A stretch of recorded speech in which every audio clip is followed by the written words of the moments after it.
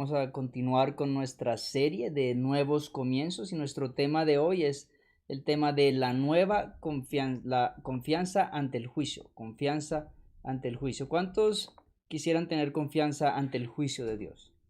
¿Cuántos desean estar confiados cuando ese momento llegue? Quiero comenzar toda esta presentación con un precepto, con una premisa. La premisa es: el juez está de tu parte. El juez está de tu parte. ¿Qué te hace sentir cuando tú escuchas que el juez está de tu parte? A mí me trae mucha confianza. Y eso es lo que quiero transmitir a ustedes en esta noche, que ustedes también puedan sentir esa confianza sabiendo que el juez está de su parte. Se cuenta que Jacobo I, James I, el rey de Inglaterra, uno de ellos, él quiso trabajar como juez. Y cuando estaba en esta tarea, se cuenta que él escuchó a la primera persona y él estaba listo para dar su juicio, pero obviamente tenía que escuchar la siguiente parte. Al escuchar esta siguiente parte, él entonces, la siguiente persona, él se quedó pensando y dijo: me iba muy bien cuando escuchaba a la primera persona, ya entendía que él tenía la razón, pero cuando escuché al segundo y les presté atención, quedaba confundido y no sabía entonces cómo hacer. Por lo tanto, él renunció a su posición de juez prontamente. No estoy muy seguro que me gustaría haberlo tenido a él como juez, pero sin duda, estar en el juzgado no es algo que codiciemos. ¿Alguna vez has estado tú ante un juez? ¿Alguna vez has estado ante la presencia de alguien que desea juzgarte a ti, que desea condenarte a ti de algo? Pues esta era la situación en la que se encontraba ah, este rey. Así que él finalmente dejó el trabajo de ser juez, pero cuando nosotros leemos en la Biblia encontramos que los escritos bíblicos no hablan con dualidades, no hablan con dificultades con respecto al tema del juicio. De hecho, ellos se pronuncian de una manera muy positiva. Examinemos lo que dice la palabra de Dios. Dice: alégrense los cielos y gócese la tierra, brame el mar y su plenitud. ¿Por qué será? Continuamos leyendo: regocíjese el campo de todo y todo lo que en él está. Entonces todos los árboles del bosque se rebosarán de contento delante de Jehová que vino, porque vino a juzgar la tierra. Juzgará al mundo con justicia y a los pueblos con verdad. Juzgará al mundo con justicia y a los pueblos con verdad. Así que vemos cómo David esperaba el juicio en el cual Dios iba a enderezar y aclarar todas las cosas, iba a juzgar con verdad. Pero el apóstol Pablo también habla positivamente con respecto al juicio. Leemos: ha establecido un día en el cual,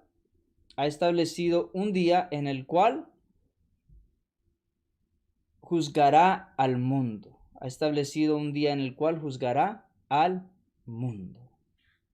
¿Quiénes estarán involucrados en ese juicio? ¿A quiénes va a juzgar? La Biblia afirma claramente que todos seremos juzgados. Lo leemos en 2 de Corintios capítulo 5 versículo 10. Porque es necesario que todos comparezcamos ante el tribunal de Dios. ¿Cuántos?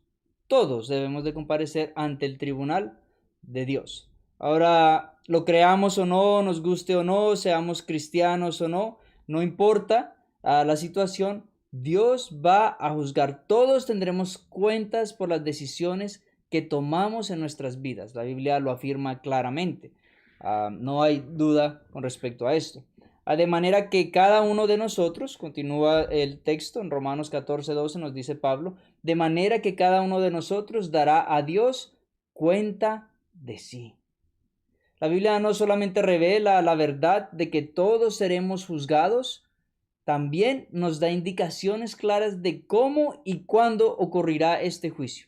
El profeta Daniel escribió: estuve mirando hasta que fueron puestos tronos, y se sentó un anciano de días, cuyo vestido era blanco como la nieve, y el pelo de su cabeza como lana limpia. Qué interesante como nos narra allí la perspectiva de este juicio. Dice cuyo vestido era blanco como la nieve y el pelo de su cabeza como lana limpia. Y continúa diciendo, su trono llama de fuego, las ruedas del mismo fuego ardiente. Recuerden que el fuego se refiere a el juicio. El fuego se refiere a ¿qué? Al juicio. Un río de fuego procedía y salía de delante de él. Millares de millares le servían y millones de millones asistían delante de él. El juez se sentó y los libros fueron abiertos. Aquí Daniel describe a Dios el Padre o el anciano de días sentado en su trono eterno rodeado de innumerables ángeles. Ahora fíjate lo que vio Daniel en su visión. Miraba yo en la visión de la noche. Y he aquí en las nubes del cielo venía uno como un hijo de hombre, que vino hasta el anciano de días y le hicieron acercarse delante de él. Aquí se describe entonces al hijo de el hombre de pie delante del anciano de días. Notemos, dice abogado, y eso es porque la Biblia nos dice que abogado tenemos para con el Padre, Jesucristo el justo. ¿Ok? Así que de pie vemos que esto nos habla de algo muy parecido a una corte terrenal. Vemos allí el juez sentado, listo para juzgar. Vemos también que hay testigos, se mencionan los ángeles, que han sido testigos no solamente de lo que nosotros hemos vivido, sino que algunos de ellos han ayudado en esos registros. Y ante el juez vemos allí ¿a quién? A Jesucristo de pie ante el trono, el Hijo del Hombre. Recuerden que ese era el título principal que le gustaba a Jesús referirse a sí mismo. ¿Por qué? Porque él nos hacía referencia a este libro de Daniel. Él es ese que intercede por nosotros. Jesús es nuestro intercesor en el juicio. ¿No es eso algo motivante? ¿No es eso algo que te trae ánimo? ¿No es eso algo que te agrada? Saber que Jesús intercede por ti. Continúa el texto de Daniel diciendo, el juez se sentó y los libros fueron abiertos.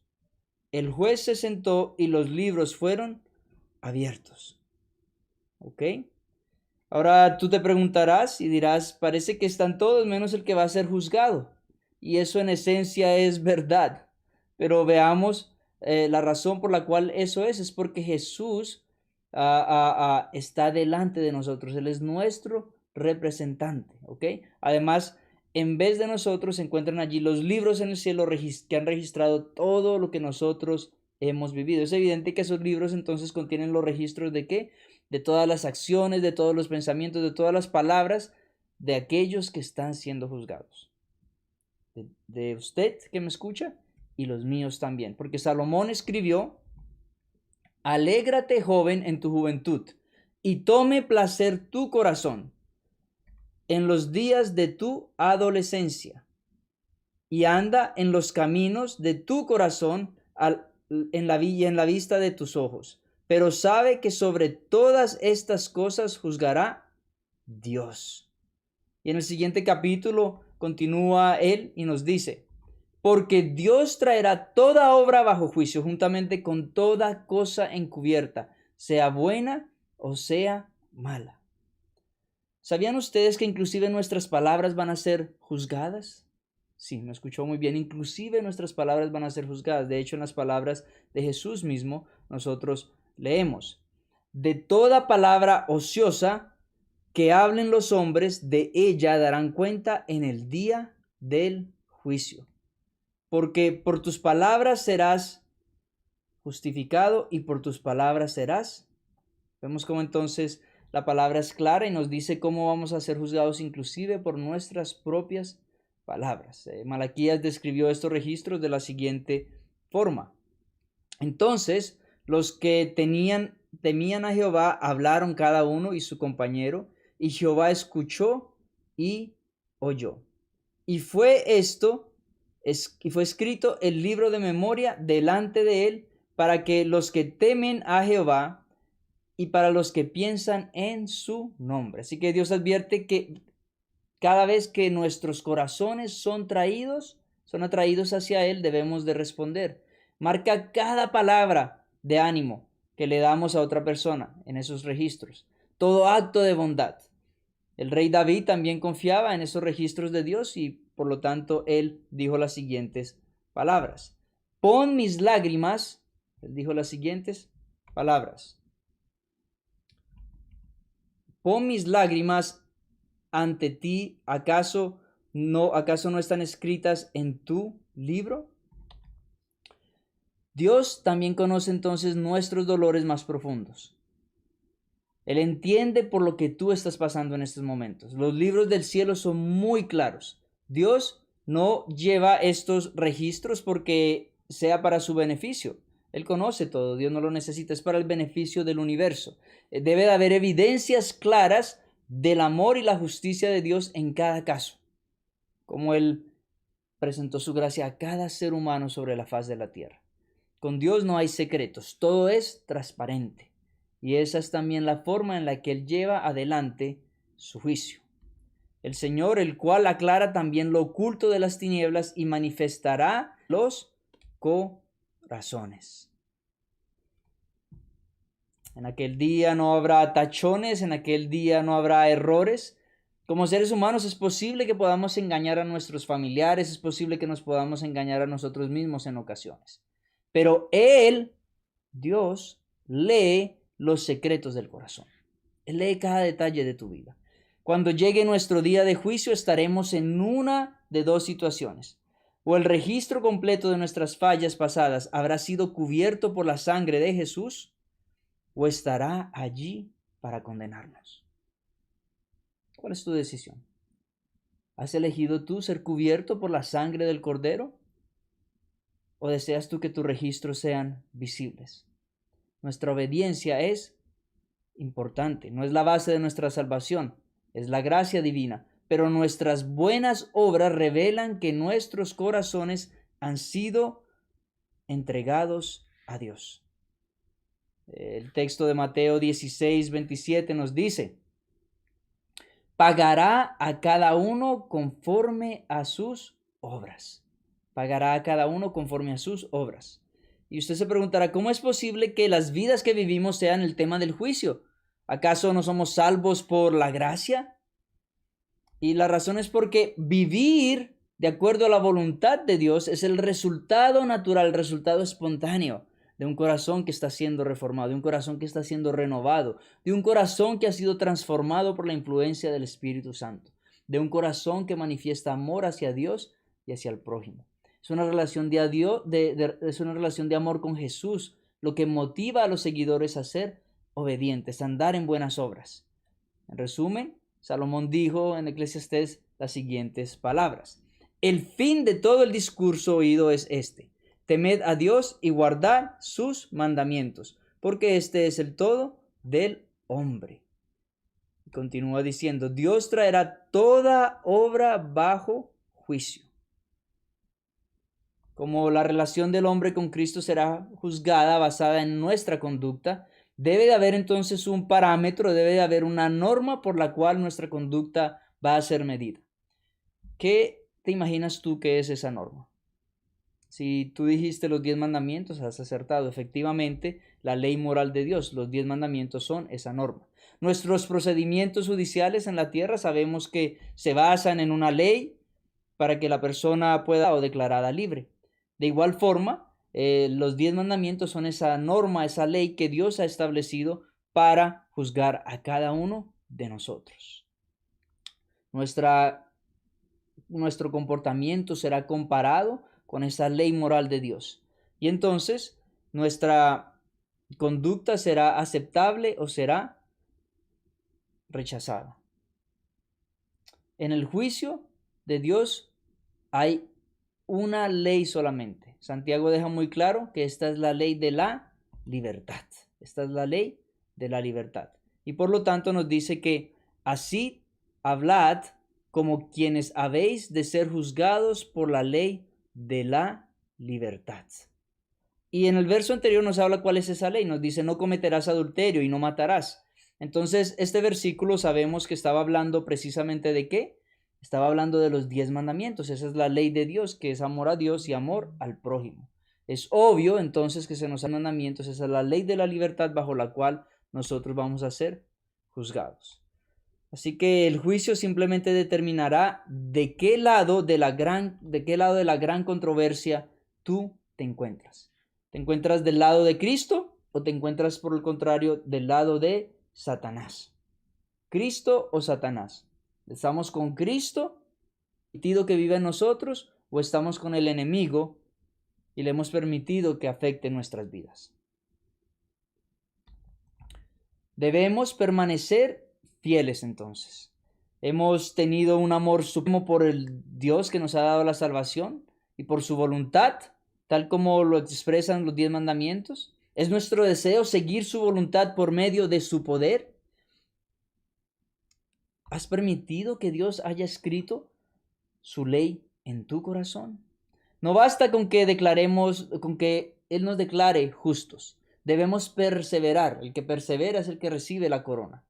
Debemos permanecer fieles hasta que Él venga. No alcanza con sencillamente profesar que somos seguidores de Cristo. Debemos permitir que la vida de perfecta obediencia de Jesús y su fidelidad viva en nosotros. En términos teológicos hablamos de la gracia imputada, es cuando somos justificados, y la gracia impartida es en ese proceso de santificación. Él imparte gracia para nosotros para que podamos caminar en obediencia. Jesús dijo claramente que no todo aquel que dice Señor, Señor entrará en el reino de los cielos, sino el que hace la voluntad de mi Padre que está en los cielos. El centro de la controversia entre el bien y el mal, entre Cristo y Satanás, es el carácter divino de amor. La ley es una expresión escrita de ese amor. No es de extrañar que la norma utilizada para el juicio sea la ley de la libertad de Dios. Pero más emocionante es aún la enseñanza bíblica de que el juicio ya está en sesión. Por eso los capítulos de Apocalipsis 14 nos hablan, los versos de Apocalipsis 14 del 6 al 8 nos hablan acerca de un juicio. Vamos a examinar estas palabras que se comparten allí. Y vi volar en medio del cielo a otro ángel, que tenía el evangelio eterno para predicar a los moradores de la tierra, a toda nación, tribu, lengua y pueblo, diciendo a gran voz: temed a Dios y dadle gloria, porque la hora de su juicio ha llegado. Continúa diciendo: porque la hora de su juicio ha llegado, y adorad a aquel que hizo el cielo y la tierra, el mar y las fuentes de agua. Qué interesante. Quiero que noten lo que dice aquí. Nos dice que la hora del juicio va a llegar. No. Nos dice que la hora del juicio llegará. No. Nos dice que la hora del juicio ha llegado. Y esto está en consono con el resto de las escrituras. ¿Ok? Entonces, la hora del juicio ha llegado. ¿Cuándo? En los siguientes estudios veremos más acerca de esos 3 mensajes angelicales, pero fíjense lo que sucede más en esta profecía. Vamos a avanzar hacia el verso 14. Nos dice el texto: miré, he aquí una nube blanca, y sobre la nube uno sentado semejante al Hijo del Hombre, que tenía en la cabeza una corona de oro y en la mano una hoz aguda, que tenía en la cabeza una corona de oro y en la mano una hoz aguda. Continuamos leyendo. Y del templo salió otro ángel clamando a gran voz al que estaba sentado en la nube: mete tu hoz y ciega, porque la hora de cegar ha llegado, pues la mies de la tierra está madura. Te podrás estar preguntando en este momento, ¿cuál es esa cosecha de la tierra? ¿Es el fin del mundo? ¿Es la segunda venida de Cristo? ¿Qué sucede antes de la segunda venida de Jesús? Déjame decirte que el juicio de Dios ocurre previo a su venida. Obviamente el juicio tiene varios aspectos. Está la parte investigativa del juicio. Antes de que Jesús venga, nos dice la palabra que Él va a dar a cada uno de acuerdo a sus obras lo hará, ¿cierto? Él va a dar recompensa a cada uno, nos dice el libro de Apocalipsis. Entonces, el juicio investigador acerca de esas obras es previo a su venida, el juicio ejecutivo es en el momento de su venida y posteriormente 1000 años más tarde. Entonces, la cosecha aquí está hablando acerca de la tierra y de la mies que está lista para ser cosechada. ¿Y qué sucede entonces antes de la segunda venida? Ese juicio previo al advenimiento. Su juicio revelará quién está preparado para su regreso. ¿Estás tú preparado para su regreso? Porque deberíamos hacer un alto entonces para investigar a más profundidad cuándo comenzó este juicio. Me imagino que tienes la duda. ¿Cuándo comenzó este juicio? Vamos a examinar la profecía de Daniel capítulo 8, versículo 14. Y nos dice allí, hasta 2300 tardes y mañanas, luego el santuario será purificado. Allí se encuentra la clave de esta notable profecía del libro de Daniel. Hasta 2300 noches y mañanas. Este es un versículo fascinante, marca el final de la visión del capítulo 8 de Daniel. Pues inmediatamente después de esta predicción, el ángel Gabriel comienza a explicar la interpretación de la visión. En la explicación de Gabriel, vemos que esta visión es paralela a la que se lee en Daniel capítulo 7, que revela esas escenas del juicio justo antes del fin del mundo. Y nota lo que él le dijo acerca de esa profecía de tiempo. Daniel 8:26 dice, Daniel 8:26 dice, la visión de las tardes y mañanas que se ha referido es verdadera. Y tú guarda la visión porque es para muchos días. Este anuncio, vemos entonces que fue tan impactante, fue tan alarmante para él que Daniel no entiende la visión y él queda falto de fuerza en ese momento. Continúa el texto diciendo, y tú guarda la visión porque es para muchos días. Vemos entonces que es una visión para un tiempo postrero. Y noten lo que dice con respecto al siguiente verso. Y yo, Daniel, quedé quebrantado y estuve enfermo algunos días, estaba espantado a causa de la visión y no la comprendí.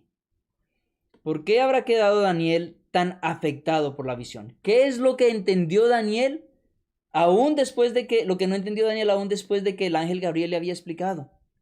La evidencia señala que fue la última parte de la profecía lo que realmente lo abrumó y lo que él no pudo comprender. ¿Cuántas veces te ha pasado a ti que no puedes comprender algo de las escrituras? Inclusive el gran sabio Daniel en ocasiones se encontraba falto de entendimiento. Y vemos entonces que Dios envía al ángel Gabriel, al mismo ángel que estuvo allí anunciando el advenimiento del Mesías cuando nació como un bebé allí. Ese mismo ángel es el que habla ahora con Daniel. Porque entonces la evidencia, como mencioné, señala que la última parte de la profecía es a lo que se está refiriendo. Debemos recordar que Daniel y su pueblo habían sido llevados en cautiverio a Babilonia y el templo en Jerusalén junto con el resto de la ciudad se encontraba en ruinas. Y en este momento Daniel estaba esperando retornar. Ya estaban cerca los 70 años de haber pasado, así que Daniel deseaba retornar nuevamente. Él no mismo, pero sí el resto del pueblo. Ya estaba muy entrado en años y él definitivamente no entró de regreso a Jerusalén. Pero Daniel encontró esperanza en esas profecías de Jeremías, allí en Jeremías 25:15, y entonces él estaba anhelando ya esa restauración de Jerusalén. Aunque él mismo no entrara en Jerusalén, él anhelaba que Jerusalén iba a ser restaurada. Pero podría ser que esta profecía significara que aún debían pasar muchos años más antes de que el templo y la ciudad fueran restaurados. En Daniel capítulo 9 encontramos al profeta estudiando nuevamente la profecía de Jeremías y orando fervientemente con arrepentimiento para recibir la misericordia de Dios sobre su pueblo. Y tiene una oración preciosa. Vemos que los primeros versos de Daniel son una oración que él está presentando ante Dios. Él está confesando los pecados corporales del pueblo. A propósito, en este tiempo de cuarentena sería algo apropiado para nosotros, estar confesando ante Dios nuestros pecados, estar reclamando y humillándonos ante Dios. Dice el texto, oye Señor, oh Señor, perdona, presta oído. Señor, y hazlo, no tardes por amor de ti mismo. Dios mío, porque tu nombre es invocado sobre tu ciudad y sobre tu pueblo. En respuesta a esta oración de Daniel, el ángel Gabriel fue enviado nuevamente para terminar de explicarle esta profecía. Y le dijo a Daniel que considerara la visión que comenzó a explicar anteriormente, hasta el punto en que Daniel se había desmayado. Así que con la explicación de la profecía de los 2300 días vemos lo que tenía el ángel para decirle. Dice: 70 semanas están determinadas sobre tu pueblo y sobre tu santa ciudad para terminar la prevaricación y poner fin al pecado, para expiar la iniquidad y para traer justicia perdurable, y sellar la visión y la profecía, y ungir al santo de los santos. ¿Cómo entonces podemos entender esta profecía? Se dice que iba a pasar esta cantidad de tiempo, pero cuando nosotros vamos a Ezequiel capítulo 4, versículo 6, se nos dice que en profecía Dios da un día por año, ¿ok? Un día por año te lo he dado. Así que estas 70 semanas, que son por 7 días cada una, son 490 días proféticos, que equivale a 490 años, es el comienzo de esta profecía. Y estas 70 semanas son cortadas de la profecía mayor de las 2300 años, ¿ok? Entonces, nosotros entendemos que esto está hablando verdaderamente de años, no solamente por lo que dice Ezequiel afuera del libro, sino porque el mismo texto, la forma como se expresa con respecto a los años, no es la forma normal como ellos se referían a este periodo de tiempo, ¿cierto? 2300 tardes y mañanas. Eso nos está enseñando que está hablando en término simbólico. La palabra años tampoco aparece en esta profecía. ¿Por qué? Porque eso era lo que estaba representando. Recordemos que la profecía es simbólica. Además de eso, vemos que el contexto en el que se da es en el contexto de reinos. Y estos reinos definitivamente duran gran cantidad de años. Así que esto también está dado en el contexto de años. No son 2300 días literales, sino que son proféticos. Y lo cual se refiere a años. ¿Okay? Entonces, en la profecía ya vemos que el simbolismo es que cada día nos representa un año. Y se le dice a Daniel que las primeras 70 semanas son ¿qué? Cortadas de esas 2300 días y han sido apartados para Daniel y para su pueblo. Pero ¿cuándo comenzará esa profecía de tiempo entonces? De Daniel 8:14. Esto solo revelaba que sucedería en el fin, pero no indicaba cuándo sería el comienzo de esto. Y ahora finalmente Daniel está por recibir esa explicación. Los siguientes versos nos lo dicen. Sabed pues y entended que desde la orden para restaurar y edificar a Jerusalén hasta el Mesías el príncipe habrá 7 semanas y 70 y se volverá a edificar la plaza y el muro en tiempos angustiosos. Vemos entonces que Daniel debe de haberse sentido muy aliviado cuando comprendió que la restauración de Jerusalén indicaría el comienzo de la profecía de las 2300 días y no su final. Él estaba preocupado de que tal vez su pueblo no iba a regresar todavía después de las 70 semanas que Jeremías había hablado. Así que ahora él entiende que este va a ser el comienzo de una nueva profecía, de un nuevo tiempo. ¿Y qué significan esas predicciones de tiempo entonces? Esta fenomenal profecía predecía, nos dejaba saber de antemano el tiempo de la reconstrucción de Jerusalén, de la reconstrucción del santuario, del advenimiento del Mesías, de su muerte en nuestro favor y el mensaje del evangelio entregado a los gentiles.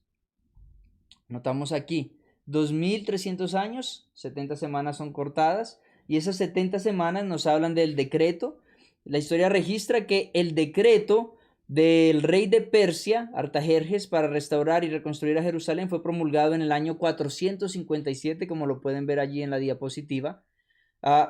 Y 69 semanas nos dice, o 483 años nos lleva hasta el año 27 después de Cristo, que eso fue efectivamente el año en que Jesús fue bautizado. Recuerden que la palabra Mesías quiere decir ungido. La palabra Mesías quiere decir ungido, y él fue ungido exactamente en el año 27 de nuestra era. Así que esta profecía habla con detalle de cuándo el Mesías iba a aparecer, cuándo iba a ser ungido, ¿ok?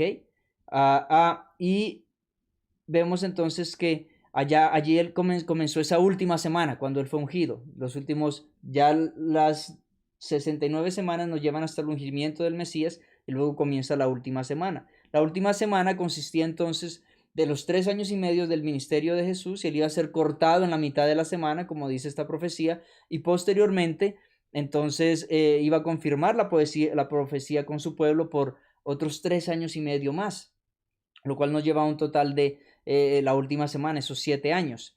Y al final de esos 7 años ya el tiempo de los judíos iba a ser terminado.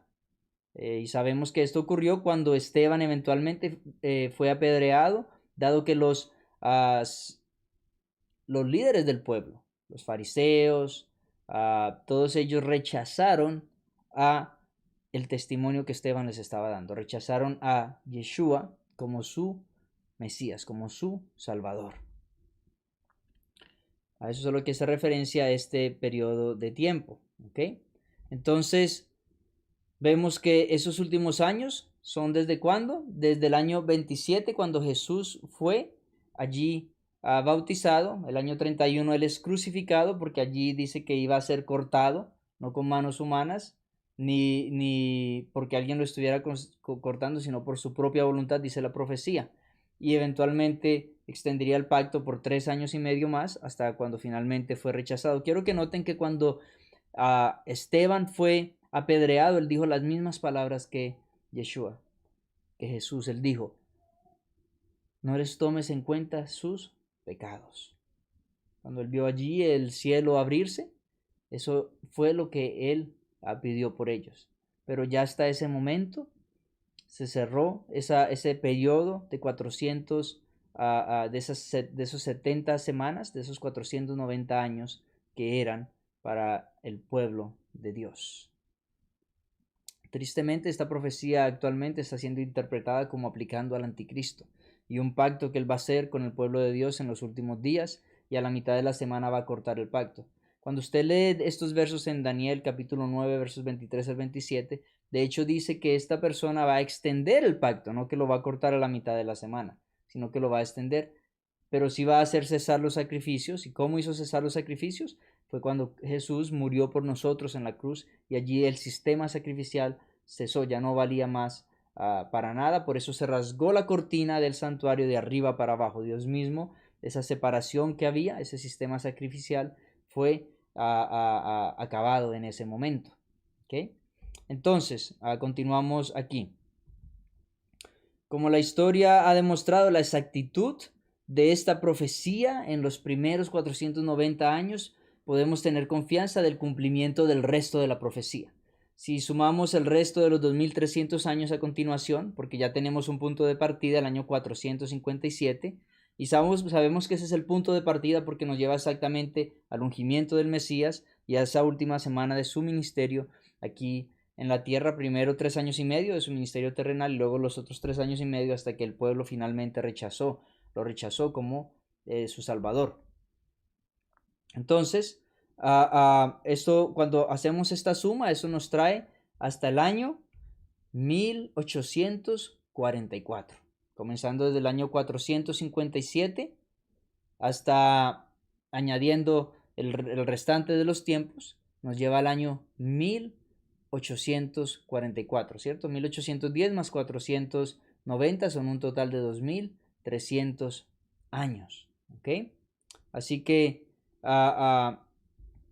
se le dijo a Daniel que en ese momento el santuario iba a ser purificado. Muy interesante, porque nosotros entendemos que hay una fiesta en el santuario de los que los judíos guardaban, la fiesta de Yom Kippur, en la cual el santuario era purificado, y ocurría solamente una vez al año.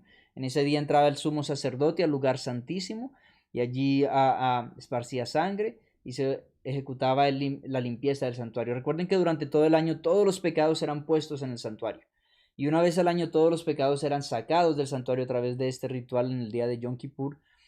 purificando de esa manera el santuario y mostrando al pueblo que todos los sacrificios que se habían hecho a través del año habían sido aceptados por Dios y el pueblo se encontraba justificado delante de él, se encontraba en una buena situación y posición delante de Dios.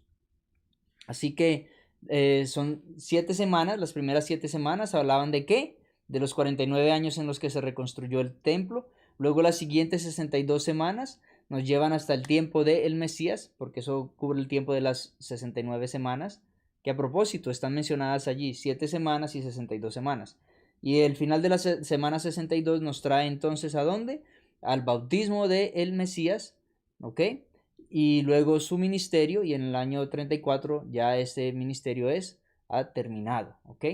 Y puede que te preguntes, ¿cómo se relaciona el juicio con la purificación del santuario que se le dijo a Daniel que ocurriría al fin de los 2300 días? Y primero tenemos que entender un poco más acerca del simbolismo del santuario que encontramos en la Biblia, porque la Biblia describe que hay un santuario en el cielo, pero también hay un santuario en la tierra que fue hecho de acuerdo y a imagen del santuario como del modelo que se le mostró a Moisés en el monte. Entonces es importante saber que hay un santuario en el cielo también. ¿Ok? Entonces en la actualidad cuando nosotros pecamos le pedimos a Dios por nuestros pecados, porque Jesús murió en nuestro lugar para pagar la deuda por el pecado. ¿Ok? Así que ellos debían contemplar por la fe el momento futuro cuando el Cordero de Dios moriría por ellos. Antes del Calvario la gente no tenía ese sacrificio por adelantado. Nosotros ya lo hacemos viendo en retroceso que Él murió por nosotros. Ellos lo hacían por fe mirando hacia adelante. Todos somos salvos por la fe. Así que al sacrificar un animal inocente, ellos afirmaban su creencia de que un Salvador vendría y moriría para posibilitarles su perdón. Ellos también entendían eso claramente porque el libro de Hebreos nos enseña que todos esos sacrificios de todos los diferentes animales que se sacrificaban no podían verdaderamente quitar el pecado. Así que varios judíos ya tenían también conciencia de esto. Entonces ellos allí confesaban sobre la cabeza de ese animalito, ponían sus manos y confesaban sus pecados y le quitaban la vida al cordero para demostrar su fe en esa muerte futura del Salvador que ellos iban a tener. Sus pecados eran entonces transferidos simbólicamente de la cabeza del corderito. Tú pecas, confiesas los pecados, son transmitidos al cordero, tú los sacrificas. Ahora la sangre del cordero contiene tus pecados. Tus pecados son llevados al santuario y son allí depositados todo el año, para eventualmente en el día de expiación ser limpiado. Ese era el proceso que ocurría. El pecado pasaba de ti al animal que iba a ser sacrificado, del animal que iba a ser sacrificado al santuario. Por lo tanto, la necesidad de limpiar el santuario de todos esos pecados, y eso ocurría en el día de expiación, el día de Yom Kippur, una vez al año.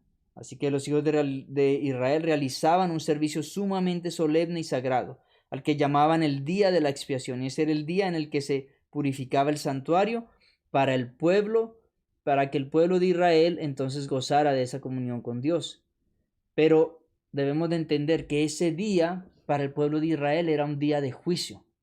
Si había pecado en el campamento, esa persona iba a ser juzgada. Si el sumo sacerdote, de hecho, en ese día, cuando entraba al lugar santísimo, tenía pecado en sí mismo, el sumo sacerdote podría morir allí en ese momento. Así que ellos entraban el sumo sacerdote entraba con una cuerda pegada a su pie y con una, no maraca, pero una bolita que hacía sonido para ellos saber que él estaba todavía con vida, ministrando allí.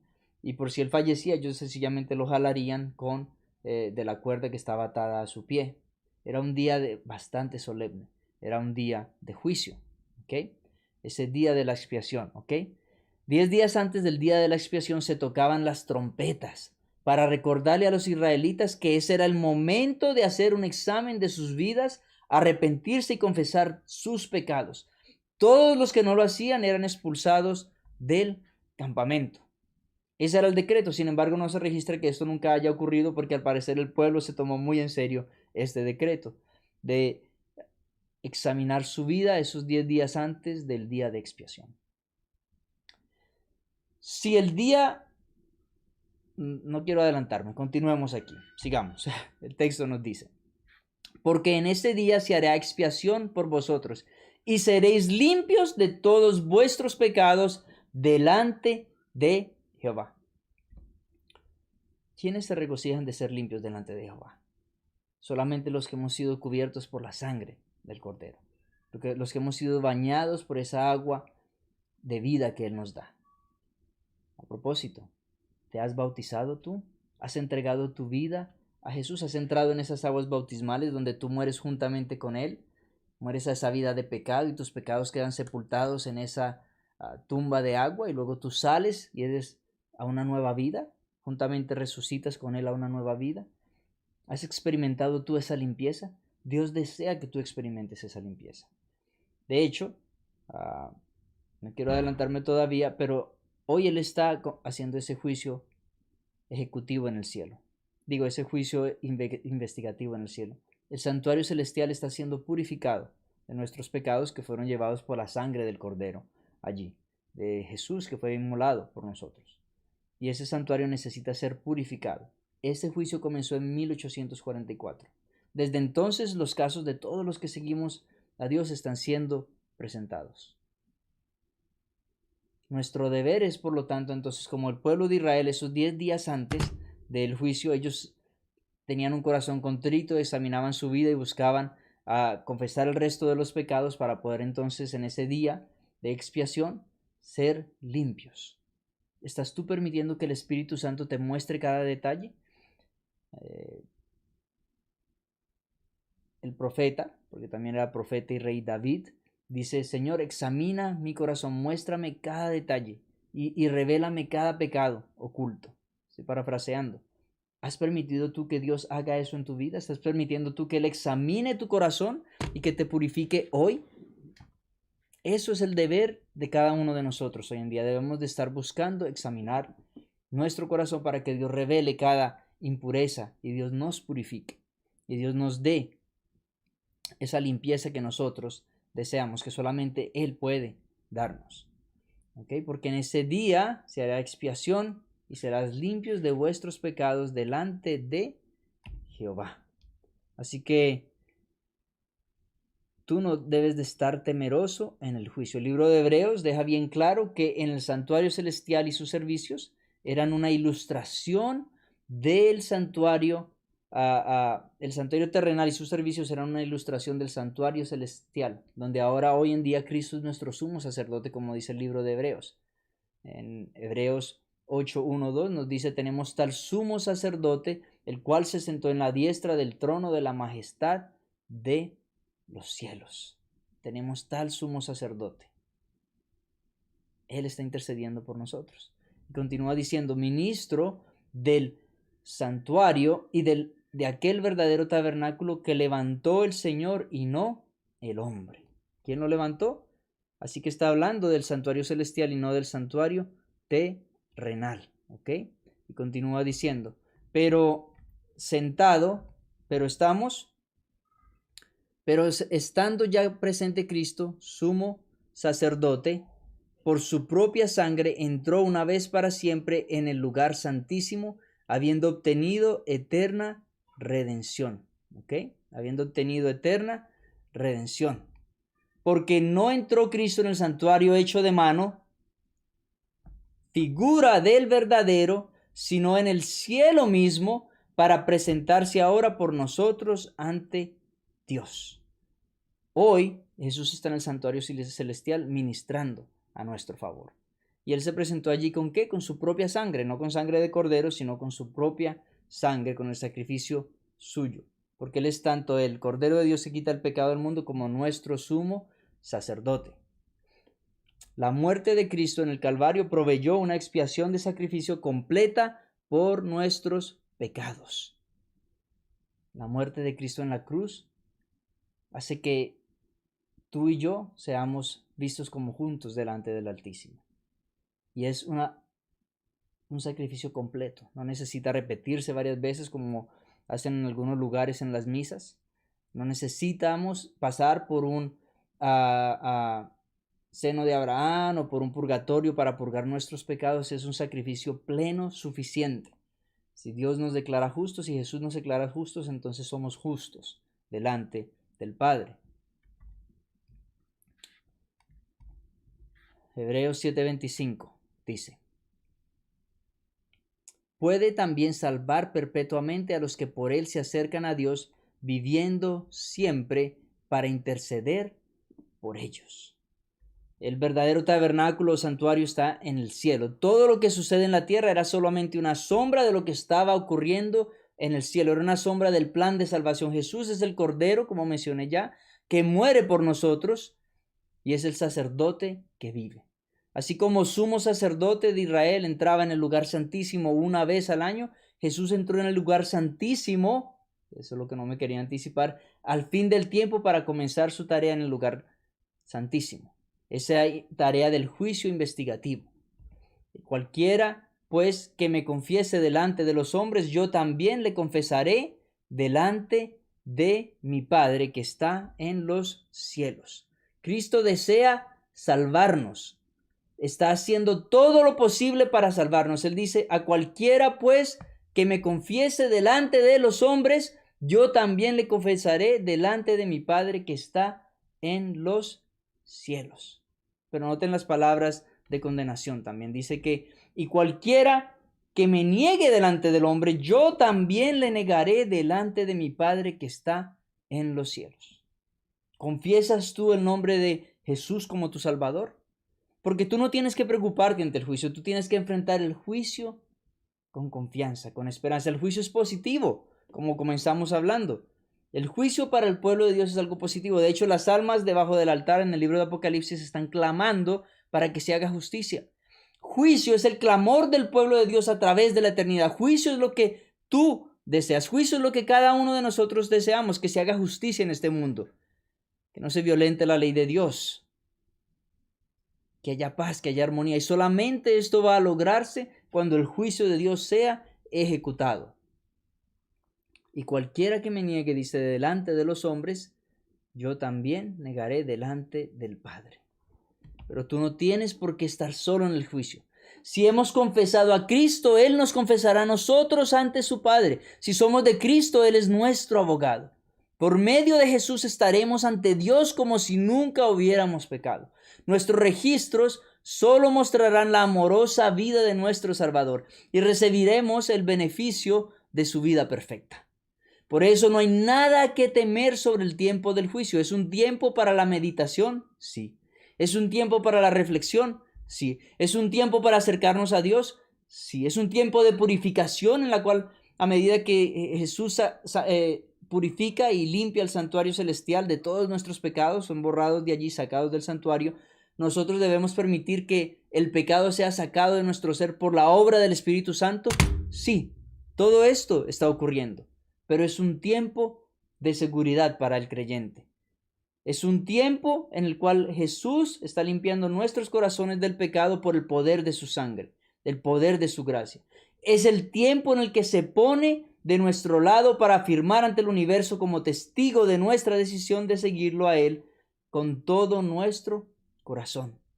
El juicio es un tiempo de gozo para el creyente. Por eso la palabra dice que no hay temor ante el juicio para el creyente. Dios no nos ha dado un espíritu de temor, sino de mente sana, un espíritu de confianza en Dios. Amigo, Jesús anhela confirmar tu eterna salvación ante el universo que está contemplando. Él quiere que aceptes su sacrificio en el Calvario. Él desea que le confieses a Él tus pecados para que Él pueda borrarlos. Recuerde que los pecados que no son confesados no entraban al santuario y no podían ser borrados. Tú necesitas confesar tus pecados. Necesitas decirle como David: revélame inclusive esos pecados inconscientes. ¿Para qué? Para que tú puedas entonces recibir el perdón de esos pecados.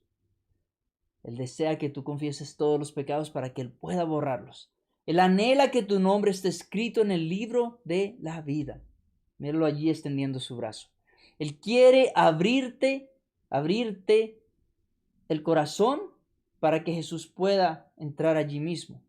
¿Quieres tú hoy pedirle que quite de tu vida todo lo que impida estar en su reino?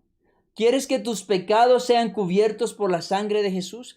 ¿Quieres que Cristo dé un paso al frente y diga, sí, este hombre, esta mujer es uno de los míos? He perdonado sus pecados, he pagado con mi sangre. He pagado su deuda, he perdonado su culpa. Sus pecados están cubiertos por mi sangre. Quítalos de los registros para siempre. ¿Es este tu deseo? ¿Quieres decirle, sí, Señor, toma mi vida, quiero ser tuyo? ¿Por qué no levantas entonces allí tu mano ante el Señor? ¿Por qué no inclinas tu corazón ante Dios en este momento? Allí donde tú te encuentres, en el sofá, tal vez en la cocina viendo el tema, tal vez estés allí en reunión de tu familia, allí donde tú te encuentres. Eleva tu corazón ante Dios. Dile, Señor, yo deseo que tú purifiques mi corazón de la misma manera que estás purificando el santuario celestial. Deseo que esos pecados sean removidos de mi vida. Deseo que me des la victoria sobre estos pecados. Deseo encontrar santidad. Deseo estar separado para ti, porque tú vienes por un pueblo sin mancha. Tú vienes por una iglesia sin mancha. Deseo ser parte de esa iglesia sin mancha. Deseo que me purifiques, Señor. Deseo ser tuyo.